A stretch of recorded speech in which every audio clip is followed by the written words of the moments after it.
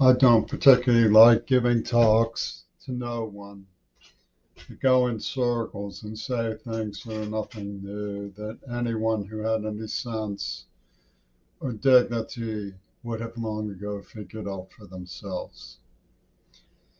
But I'm dealing with ruthless criminals working with higher education authorities. So, in the struggle to maintain my equanimity, I make some talks that I really would prefer not to.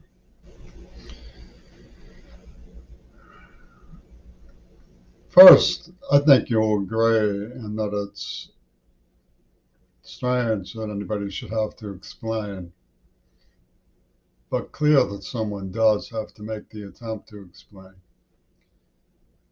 I think you'll agree that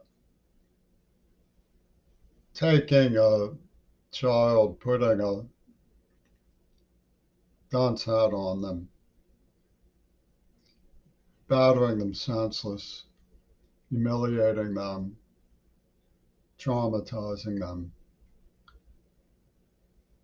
leaving them disabled for life, does not therefore prove that the idea behind the public school system is uh, incapable of meeting challenges in American enterprise. It would be analogous to saying, although it's very predictable that Hollywood, that Clint Eastwood, that Peter Gabriel, that UW Dialectical, that Seattle would respond this way, a person who concerns themselves with bee extinction, for example, where the problem of loss of biodiversity in our society, should be answered with wasps put in their bedroom. That's a very predictable response when you're dealing with people like the Seattle Mariners baseball franchise, for example, Eddie Gardado or someone like that. That's what they would do, and they would go yuck, yuck, yuck, see how he runs. But the truth is that there's no telling, of course, what my potentials might have been had I been raised in a sound minded atmosphere and environment in an eco school that taught about plants and animals, how to cultivate them, how to live safely with them, and how to protect their environments as well as our own.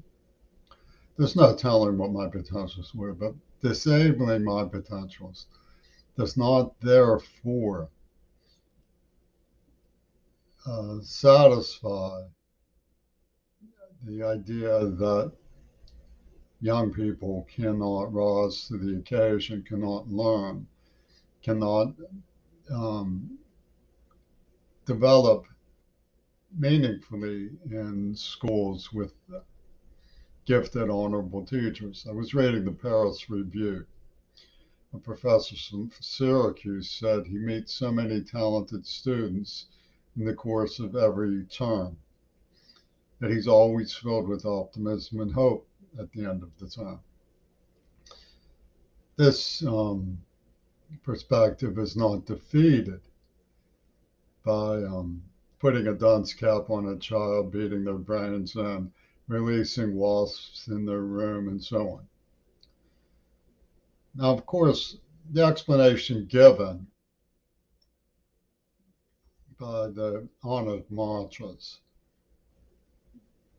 of prog rock, the sisters of the guitarists whose autographs we sought, see the situation with the gleam in their eye of a treasure island. They imposed a drama school concept on a situation. It was tragic and was in need of redemption. It was scary, it was frightening, it was traumatized, it was shrill.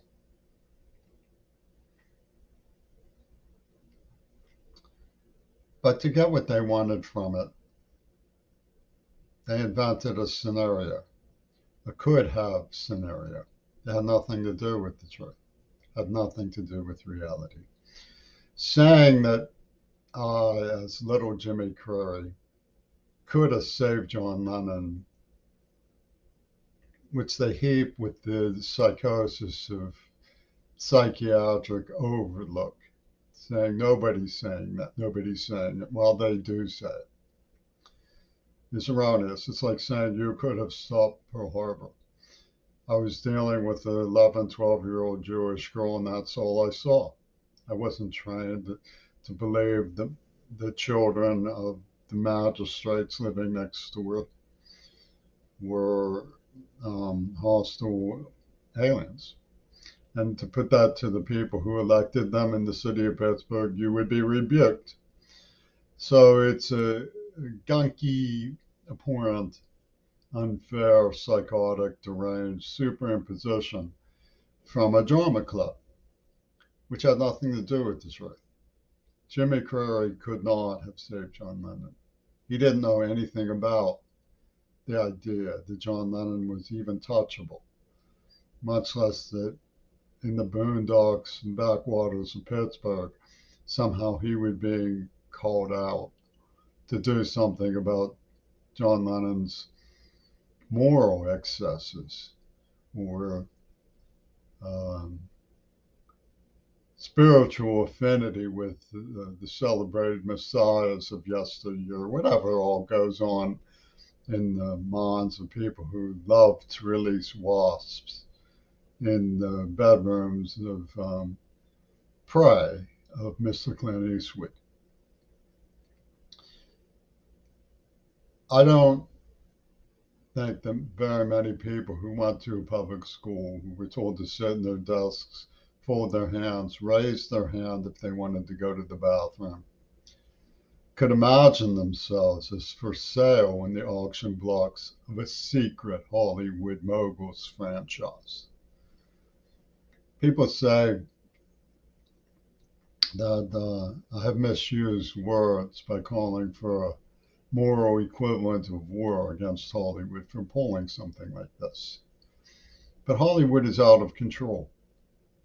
They inundate our sensibilities with ideas that are malicious, profoundly demented, cruel to the mind, and leave situations where seemingly honorable public people seem to think that doing something very, very disturbed to a badly disabled individual who has lived defeated from fright, from assault and battery, from danger to his loved ones, is somehow redemptive. Redemptive to who? To some cackling, honored mantra who despises public schools, who has her feet up on the table and the headphones on, cranked up full blast. It doesn't make any sense. And it certainly doesn't discredit the potential of our public schools to get wise, to get ahead of the biodiversity problem that is calling to us, to develop eco schools, greenhouses for the study of climate change and botany, to develop better ideas for ongoing compatibility, sustainability, and maintenance in a more safe and prosperous planetary realm. And we're told time is short. Why are we wasting time with ideas that are fool's ideas? The idea that Jimmy Curry could have saved John Lennon is a fool's idea. It has nothing whatsoever to do with the truth. It's a superimposition from somebody who beamed down from Star Trek. with Brian Eno's briefcase, hot-wired himself into a surrogate reality show, and said, "It's all true because I say it's all true."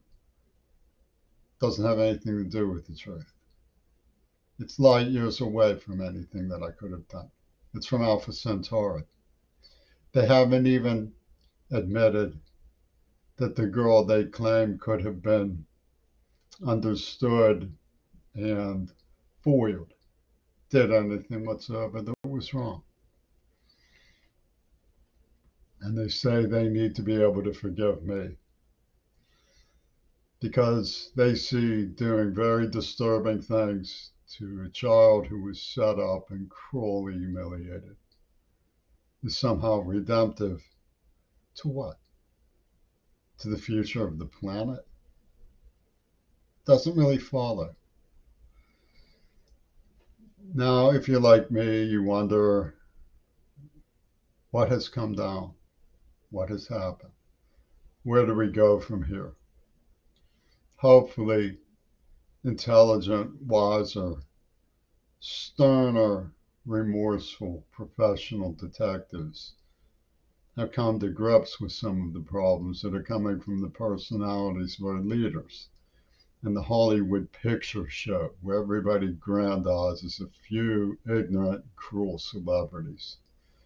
What's the point of doing all of that? What we need is knowledge in our schools. We need to restore trust in our teachers. Now, people want to push this in the direction of what they're called trigger topics, ideas that set people's teeth on edge. What about the religious right, for example? Surely no one on the religious right believes that making a mockery of a battered deaf child is somehow morally redemptive if they are of a reasonable frame of mind.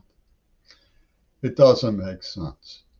There's no truth to the idea that torturing a child is a metaphor for abortion, for example, any more than the truth is that I could have saved John Lennon. They fuse these ideas together into a script.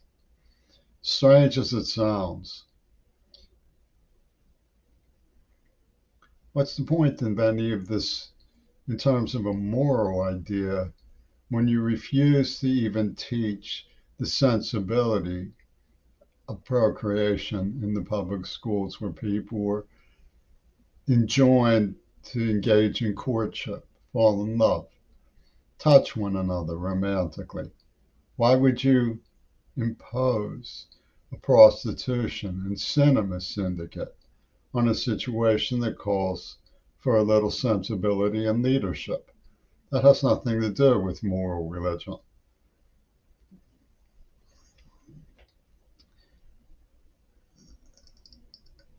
We hear a lot of screaming and rhetoric about the extremes in America. Well, the extremes don't answer the problem of going to public schools every day and learning things that are worth knowing so that you can live professional lives heroically and sensibly. I don't know why anybody has to tell anybody this. Is there some issue that's under dispute in this? If there is, well, why don't you write it up and answer as a blog, right? Post it in Twitter or something, because I don't see how anybody can sensibly claim that a battered deaf grade school child proves or disproves anything, that tormenting them in any way is an answer or redemptive. It's just some sort of showcase in drama club self perpetuation, self glorification. You may not agree with my belief that John Lennon was behind it and faked it so that he could have an enterprise and an agency saying, we forgive you after they did us terrible injury. It comes from a time in the 60s where there was a lot of chaos in America, a lot of problems. I don't think it's healthy to resurrect all of that. It's sad for me to have to think about it. It was frightening for me as a child to go through it and live through it. Nobody would have ever taken a word that I had to say about anything seriously. I had to keep everything I thought to myself. I was a somewhat philosophical child, and I eventually found my calling in poetry.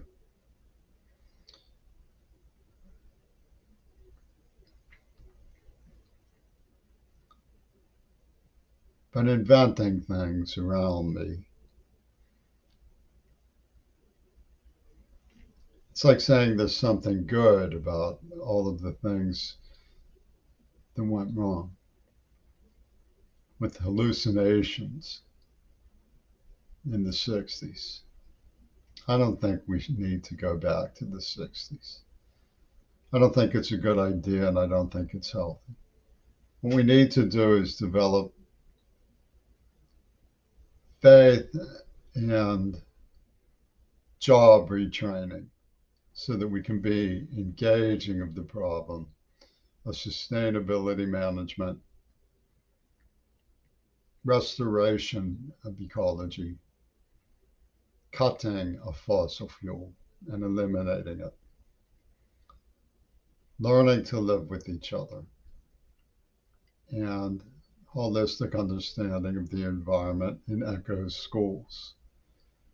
Give these students who bring so much hope, faith, and belief to their teachers a chance. Don't make it out that one battered, frightened, traumatized, and for whatever reason, incompetent, deaf, injured adult discredits the hope the whole species must discover for us to rescue ourselves. Be wiser than that.